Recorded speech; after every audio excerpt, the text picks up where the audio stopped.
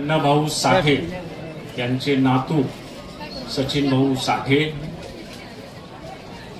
व्यासपीठावर उपस्थित असलेली सर्व लोककलावंत मंडळी आणि समोर उपस्थित असलेली आपण सर्व मंडळी, गुराखी गीत. माझ्या बोलण्यामध्ये दुरुस्ती केली आमच्या सूत्रसंचालन करणाऱ्या सरांनी. व्यासपीठ म्हणायचं नाही, गुराखी पीठ म्हणायचं. खूप छान, कारण मी पहिल्यांदाच आलो गुराखी गडावर, त्याच्यामुळं मला हे सगळे शब्द तुमच्या परिभाषा नेमक्या माहीत नाहीये. गुराखी पीठावर उपस्थित असलेली सर्व सन्माननीय कलावंत मंडळी, सन्माननीय मंडळी, मुक्तेश्वर पुरुषोत्तम धोंडगे आणि ज्यांनी सुरुवातीपासून माझ्याशी संपर्क केला ते आमचे प्राचार्य अशोक डोते सर आणि उपस्थित आपण सर्व सन्माननीय मंडळी. मित्र हो, मी महाराष्ट्रामध्ये गेल्या 30-35 वर्षापासून अनेक साहित्य संमेलनं पाहिलेली आहेत, पण असं संमेलन नाही पाहिलं मी. म्हणजे दलित साहित्य संमेलनाला उपस्थित होतो, ग्रामीण साहित्य संमेलनाला उपस्थित होतो, आदिवासी साहित्य संमेलनाला उपस्थित होतो, दलित आदिवासी ग्रामीण संयुक्त साहित्य संमेलन व्हायची त्यांना पण मी उपस्थित होतो. कॉम्रेड शरद पाटील घ्यायचे ते. अनेक प्रकारची संमेलनं, अखिल भारतीय साहित्य संमेलन, जिल्हा संमेलन, मराठवाडा संमेलन, प्रादेशिक संमेलन, पण अशा प्रकारचं संमेलन पाहायला मिळत नाही. आता सर्वत्र संमेलनांच्या समोर प्रश्न निर्माण झालाय, तो म्हणजे संमेलनांना निधी भरपूर मिळतो, पण संमेलनाला लोकच उपस्थित राहत नाही. जनसहभाग लोकांचा कमी झालाय. हा एकमेव संमेलन आहे की जनच संमेलन घेतात आणि जनांची प्रचंड मोठ्या प्रमाणामध्ये उपस्थिती असते.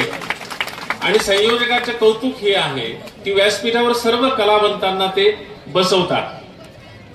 बोलताना आमचे सर बोलले आणि खूप छान बोलले, त्यांनी फार चांगल्या पद्धतीने सगळी भूमिका समजावून सांगितली. मी केशवरावजींवर बोलावं असं मला गवते सरांनी सांगितलं होतं, पण मी इथं आल्यापासून इतक्या गोष्टी तुमच्याकडून नव्या ऐकतोय की मी तुम्हाला काय नवीन सांगणार आहे, मी तुम्हाला काय नवीन सांगू शकणार आहे. फक्त मला या साहित्य संमेलनाचं आकर्षण होतं आणि कधीतरी एकदा आपण गडावर संमेलनाला जाऊयात असं म्हणत म्हणत राहून गेलो होतं आणि या वर्षी तुम्ही थेट निमंत्रितच केलं, त्याच्यामुळं हा सगळा सोहळा मला डोळा भरून पाहता आला. मित्र हो, माझी एक कविताच आहे आणि मला याचा आनंद आहे की मी स्वतः गुराखी आहे. मी जरी प्राध्यापक असलो, आता 5 वर्ष झाली प्राध्यापक म्हणून निवृत्त झालो असलो, तरी मुळामध्ये मी गुराखी आहे. मी गुरं राखलेली आहेत, सलग वर्षभर गुरं राखलेली आहेत आणि सुट्ट्यांमध्ये कायम शाळेत असताना गुरं राखलेली आहेत. त्याच्यामुळं गुराख्यांचे अनुभव माझ्याकडे भरपूर आहेत. गायी घरा आल्या नावाचं पुस्तकच माझं 1995 साली प्रकाशित झालेलं आहे आणि त्याच्यामध्ये मी सगळे गुरं राखण्याचे अनुभव लिहिलेले आहेत. त्याच्यामुळे या संमेलनाला उपस्थित राहत असताना खऱ्या अर्थानं मी ज्या प्रकृतीचा आहे त्या प्रकृतीच्या संमेलनाला मी उपस्थित राहतो आहे याची मला जाणीव आहे. त्यामुळं या संमेलनाला मी खूप आनंदानं उपस्थित आहे. मित्र हो, मी तुम्हाला सांगितल्याप्रमाणे या संमेलनामध्ये मी केशवरावांहून बोलावं असं जरी मला सांगितलं असलं तरी माझ्यापेक्षा तुम्ही जास्त जवळचे आहात, त्यामुळं मी काही जास्त बोलू शकणार नाही. आणि तुमच्या आता सूत्रसंचालनाची एक एक माहिती ऐकल्यानंतर, केशवरावांविषयीच्या नव्या गोष्टी ऐकल्यानंतर काहीच नवं सांगू शकणार नाही. हे माहीत झाल्यामुळं जे तुम्हाला माहीत नाही आणि जे मी स्वतः पाहिलेलं आहे केशवरावांना तेवढंच फक्त तुमच्या समोर सांगतो. त्यातली एक महत्वाची गोष्ट म्हणजे 30 वर्षापूर्वी मी शिवाजी कॉलेजच्या गॅदरिंगला कंधारला आलेलो होतो पाहुणा म्हणून. त्याला आता 30 वर्ष झालेली आहेत. गुरुनाथ कुर्डे साहेब तेव्हा व्यासपीठावर उपस्थित होते आणि आमच्या धोंडगे साहेबांच्या इच्छेप्रमाणे त्यांच्या सर्व कार्यकर्त्यांना त्यांनी व्यासपीठावर बोलवलं आणि व्यासपीठ गॅदरिंगचं होतं ते डगमगू लागलं. मग आम्हाला प्रश्न निर्माण झाला की एवढे कार्यकर्ते सगळे व्यासपीठावर बसले आणि ते आपापसात बोलू लागले. शिवाजी कॉलेजच्या गॅदरिंगला, शिवाजी कॉलेजच्या गॅदरिंगला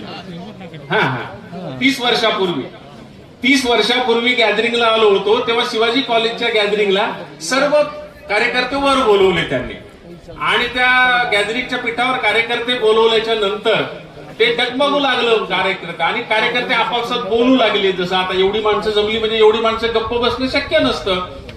तर मी कुरडे साहेबांच्या कानात म्हणालो की कुरडे साहेब काय करायचं होतं, एवढी माणसं वर असल्यावर भाषण करणं तर अवघड आहे.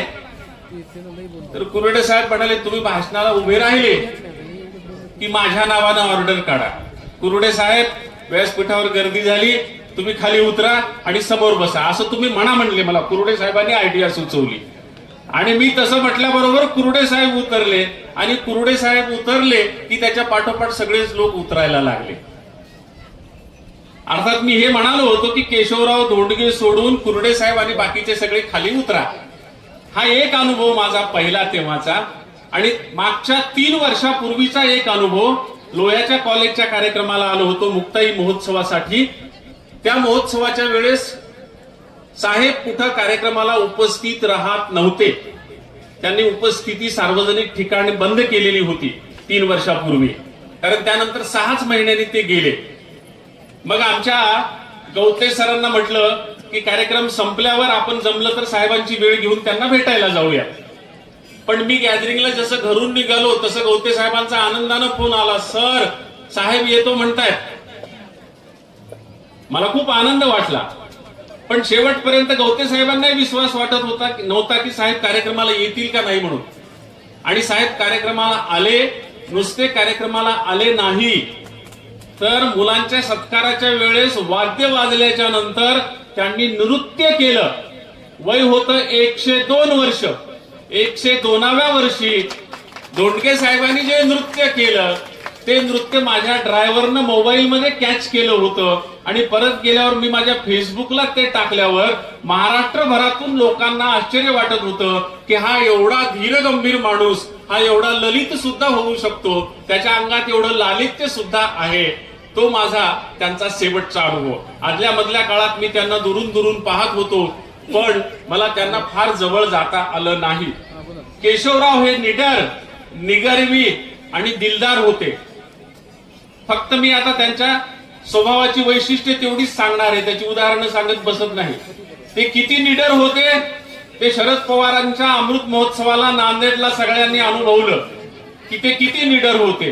त्याच्यामुळे वेगळं काही सांगण्याची गरज नाही. ते निगर्वी होते आणि ते दिलदार होते. एखाद्या माणसावर जोर काढून ते राग काढायचे आणि तो माणूस सरळ झाला की तेवढंच जोर काढून त्याच्यावर ते प्रेम करायचे. त्याचं उदाहरण म्हणजे आचार्य अत्रे. आचार्य अत्र्यांवर ते एवढे तुटून पडले. अत्रेंना सगळा महाराष्ट्र घाबरत होता. यशवंतराव चव्हाण देखील घाबरून होते. पण महाराष्ट्रात एकच माणूस होता ज्याला अत्रे घाबरत होते, तो माणूस म्हणजे भाई केशवरावजी धोंडगे होते. इतके ते निडर होते, त्याची फार उदाहरणं मी सांगत बसत नाही. ते दिलदार होते आणि केशवराव राजस स्वभावाचे होते. बऱ्याचदा अशा सामान्य माणसांमध्ये वावरणारी माणसं थोडी कद्रू स्वभावाची असतात, पण केशवराव दिलदार स्वभावाचे होते आणि राजस होते. त्याचं उत्तम उदाहरण म्हणजे त्यांचा सगळ्यांच्या आलेल्या पाहुण्यांच्या हाताला अत्तर लावणं. आणि एक महत्वाची गोष्ट म्हणजे चुंबन आणि मुका या गोष्टीला ज्या ज्या वाईट संदर्भ जुटलेले होते ते सगळे खरवडून काढून चुंबनाला आणि मुक्याला पवित्र करण्याचं काम करणारा हा एकमेव माणूस आहे की त्याला पावित्र्याचं रूप त्यांनी उपलब्ध करून दिलं. ते अशा राजस स्वभावाचे होते. केशवराव निर्मळ मनाचे होते. केशवराव एकाच वेळी अनगढ आणि अत्यंत सुघड होते. म्हणजे ठरवलं तर शुद्ध प्रमाण भाषा बोलू शकत होते आणि मुद्दाम होऊन आपली कंधारी भाषा देखील ते बोलत असत.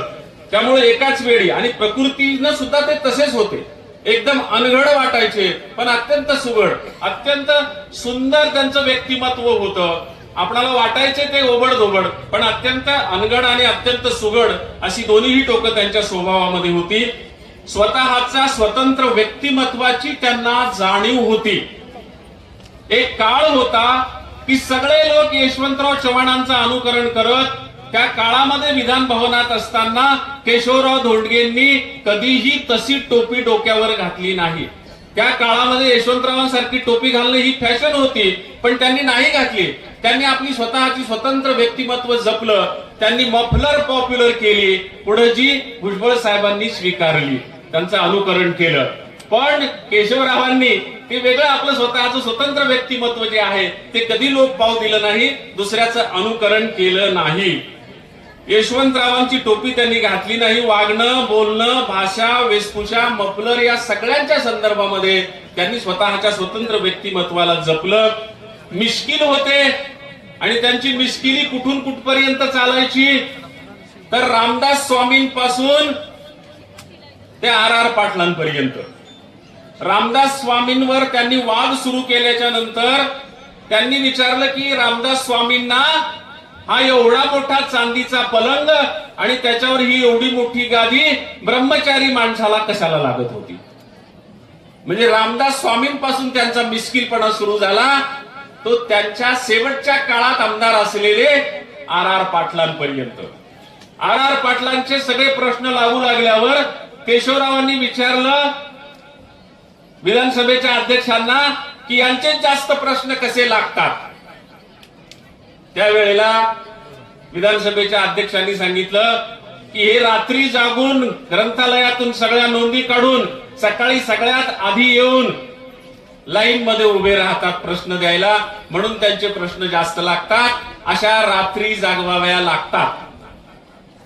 केशवराव मोठे मिश्किल होते.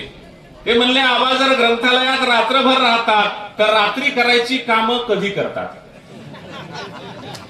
म्हणजे रामदास स्वामींपासून थेट ते आबांपर्यंत त्यांच्या मिश्किलपणाचे अनेक किस्से आहेत. महाराष्ट्रामध्ये राजकारणी आणि लेखक एकत्रित असणं ही मोठी दुर्मिळ गोष्ट आहे. यशवंतराव स्वतः मोठे लेखक होते. त्यांनी अनेक पुस्तकं लिहिली, पण त्यांची प्रकृती पूर्णपणे वेगळी होती आणि त्यांनी जे लिहिलं ते मोजकं होतं. 10-12 पुस्तकं आहेत यशवंतरावांची एकूण, पण केशवरावांची मला आधी समजलं होतं 50 पुस्तकं आहेत. आमचा मित्र औरंगाबाद विद्यापीठातला आमचा पी विठ्ठल मुद्दाम यावर्षी संमेलन पाहायला येऊन बसलेला आहे. फार मोठा लेखक आहे तो. पुरुषोत्तमजी समोर बसलाय मुद्दाम येऊन. मराठवाडा विद्यापीठात भाषा संकुलाचा प्रमुख, मराठी विभागाचा प्रमुख एकेकाळी राहिलेला तो हे संमेलन पाहायला, गंमत पाहायला आला आणि भारावून गेला. मला सांगत होता आम्ही दोघे जण केशवरावांची मांडलेली पुस्तकं पाहत होतो, तर मला असं समजलं की 50 नव्हे, केशवरावांनी 70 पुस्तकं लिहिलेली आहेत. राजकारणाच्या एवढ्या धबडग्या, एवढं सामान्य माणसांमध्ये मिसळून आणि एवढं सगळं करून एवढं लेखन करणारा महाराष्ट्रात दुसरा राजकारणी नाही.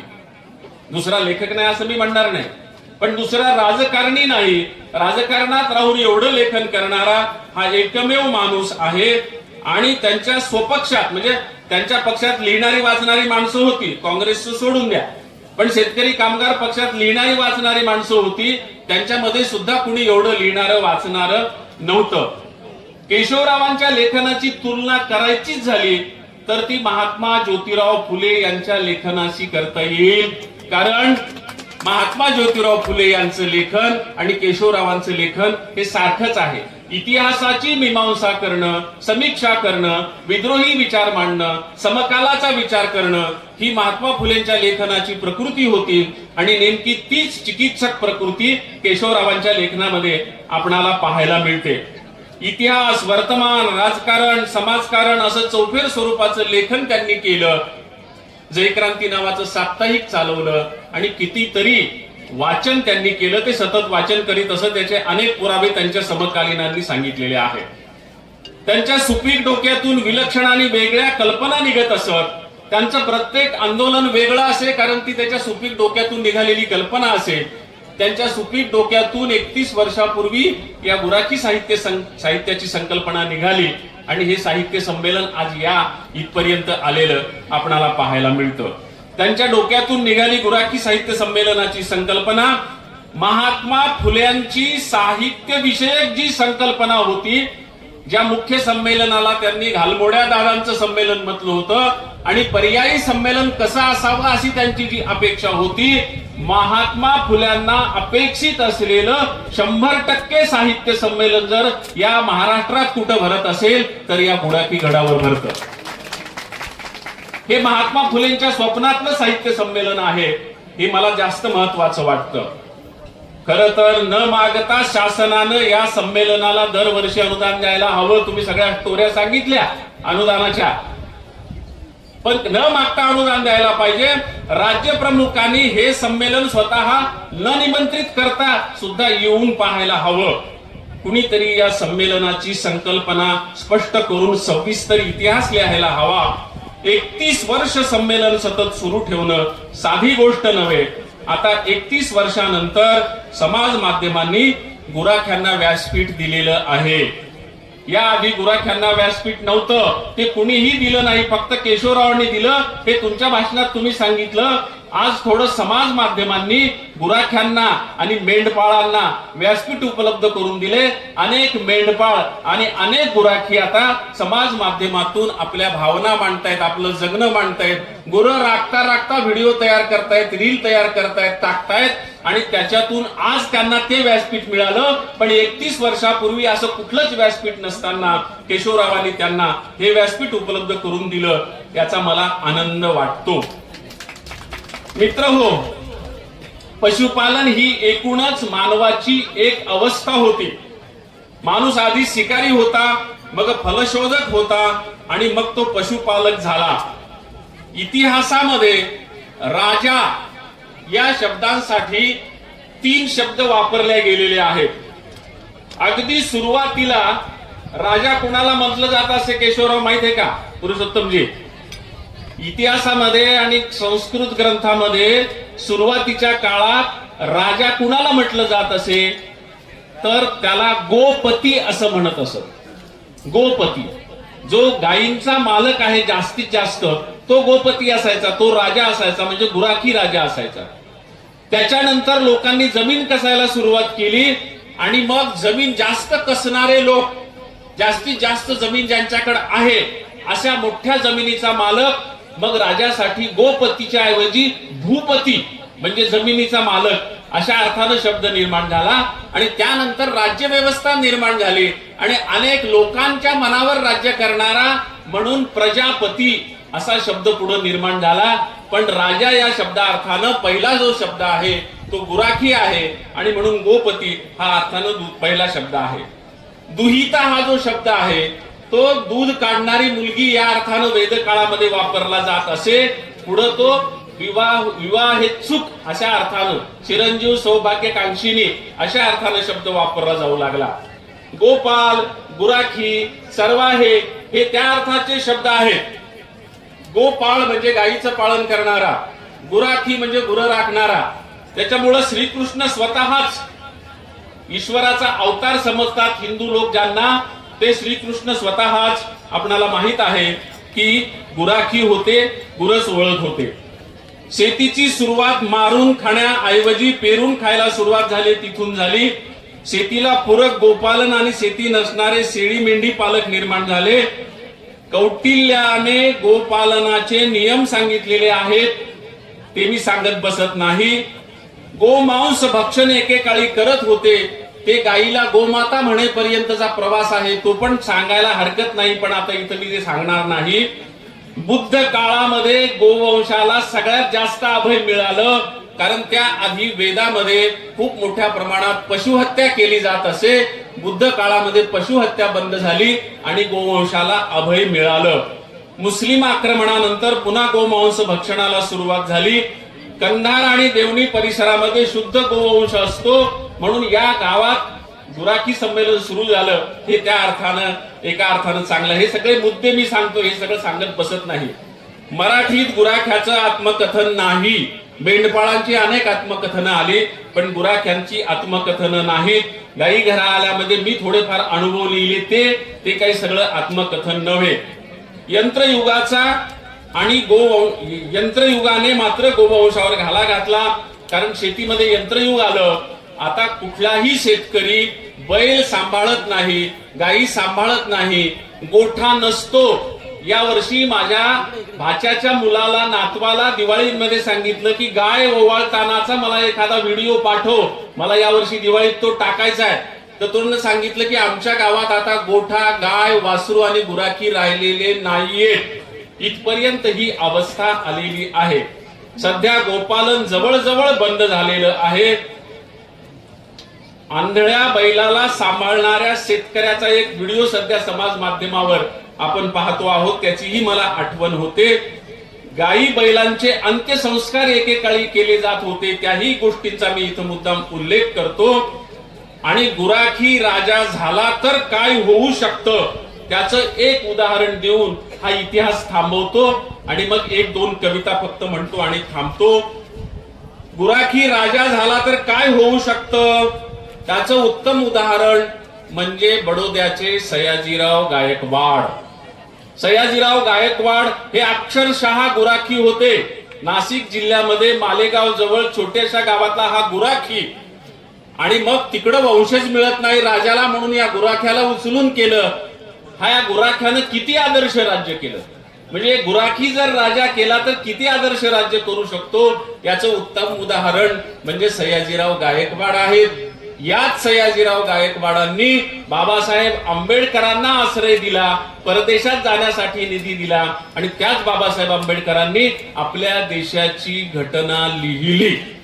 म्हणजे गुराखी जर राजा झाला आणि त्याच्या हातात जर सत्ता आली तर तो त्याचा किती चांगला उपयोग करू शकतो याचं उत्तम उदाहरण म्हणजे सयाजीराव गायकवाड आहे.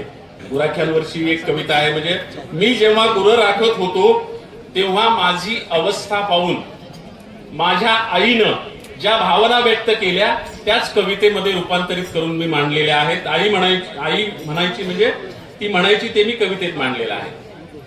बाईने नंता गुराखी ढोरवळी तो ग कसे. बाईने नंता गुराखी ढोरवळी तो ग कसे. रुंद पाठीच्या म्हशीवन जसा पालखीत बसे. रुंद पाठीच्या म्हशीवन जसा पालखीत बसे. बाईने नंता गुराखी काट्या कुपाटीत जाय. बाईने नंता गुराखी काट्या कुपाटीत जाय. काटे कुटे मुड पिती त्याचे निबरले पाय.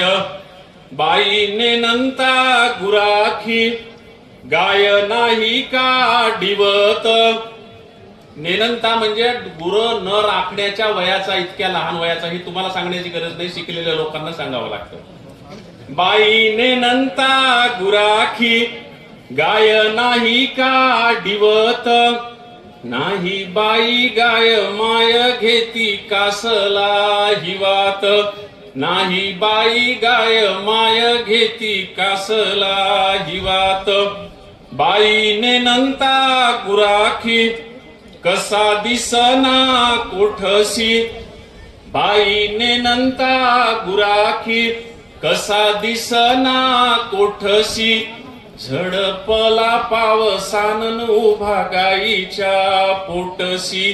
झडपला पावसानन उभा गाईच्या पोटसी. बाईने नंता गुराखी कव्हा हसतो खेळतो. सदा कदा गोठ्यामंदी गाय गोर चोंभाळीतो. सदा कदा गोठ्यामधी गाय गोर चोंभाळीतो. बाईने नंता गुराखी आला भागून सिनून.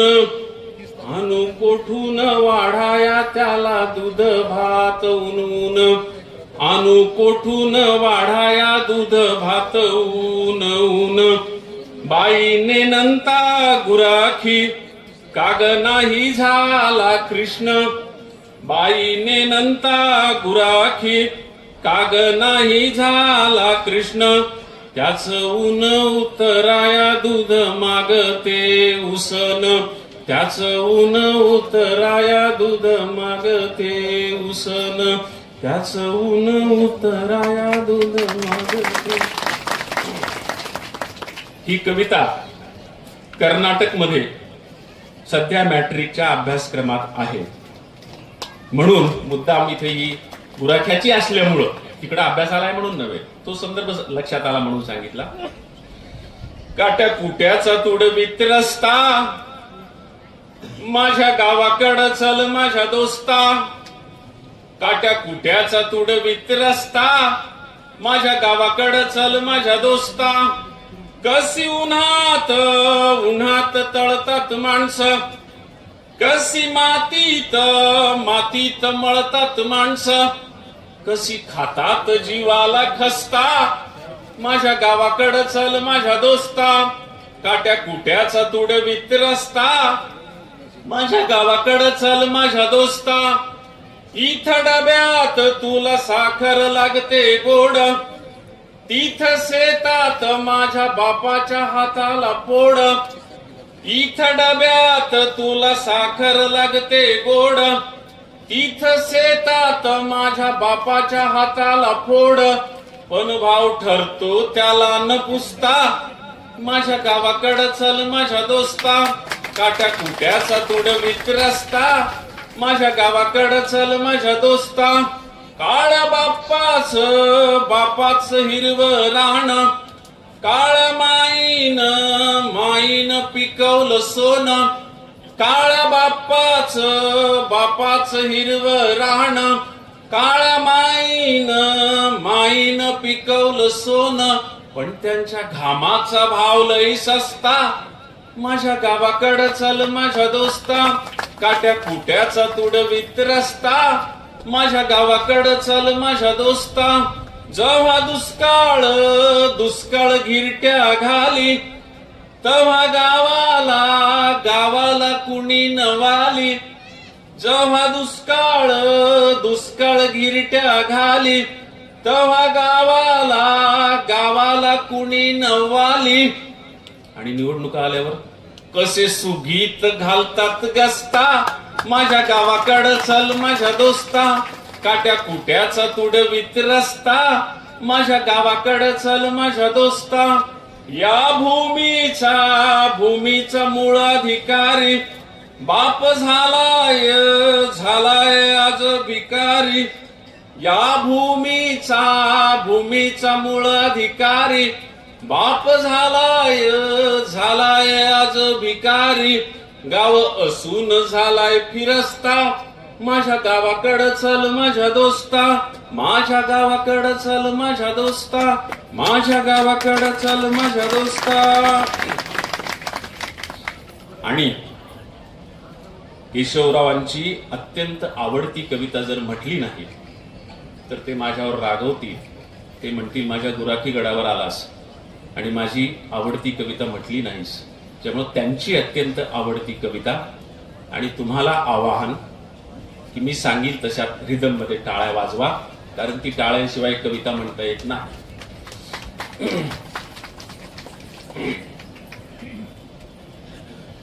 सीख बाबा सीख, लढायला सीख, कुणब्याच्या पोरा आता लढायला सीख. सीख बाबा सीख, लढायला सीख, कुणब्याच्या पोरा आता लढायला सीख. लाजरेपणा बुजरेपणा बाजारात इक, लाजरेपणा बुजरेपणा बाजारात इक. घेऊ नको फाशी बाबा, खाऊ नको इक, आता लढायला सीख. माग माग नको पुढं सरायला सीख, माग माग नको पुढं सरायला सीख. आत्महत्या नको हत्या करायला सीख बाबा, लढायला सीख. सीख बाबा सीख, लढायला सीख. कुणब्याच्या पोरा आता लढायला सीख, कुणब्याच्या पोरा आता लढायला सीख. कोट्यावधी कर्ज घेती दलालांची पोरं, कोट्यावधी कर्ज घेती दलालांची पोरं. बुडविती त्याचा कधी करीती ना घोर बाबा, बुडवायला सीख. सीख बाबा सीख, बुडवायला सीख. घेतलेली कर्ज सारी बुडवायला सीख बाबा, लढायला सीख. सीख बाबा सीख, लढायला सीख. कुणब्याच्या पोरा आता लढायला सीख, कुणब्याच्या पोरा आता लढायला सीख. उंटाहून शेळा हाकी सरकार शहाणं, उंटाहून शेळा हाकी सरकार शहाणं. त्याच्यामुळं जीव तुझा पडला गहाण बाबा, पाडायला सीख. सीख बाबा सीख, पाडायला सीख. निवडून दिलं त्याला पाडायला सीख बाबा, लढायला सीख. सीख बाबा सीख, लढायला सीख. कुणब्याच्या पोरा आता लढायला सीख, कुणब्याच्या पोरा आता लढायला सीख. जातीला हे दिस आणि होईलही ठीक, जातीला हे दिस आणि होईलही ठीक. उद्या तुझ्या शेतामध्ये उधाणेल पीक बाबा, जगायला सीख. सीख बाबा सीख, जगायला सीख. मरू नको बाबा आता मारायला सीख, घेतलेली कर्ज बुडवायला शिक, निवडून दिलं त्याला पाडायला शिक. शिक बाबा शिक, लढायला शिक. कुणब्याच्या पोरा आता लढायला शिक.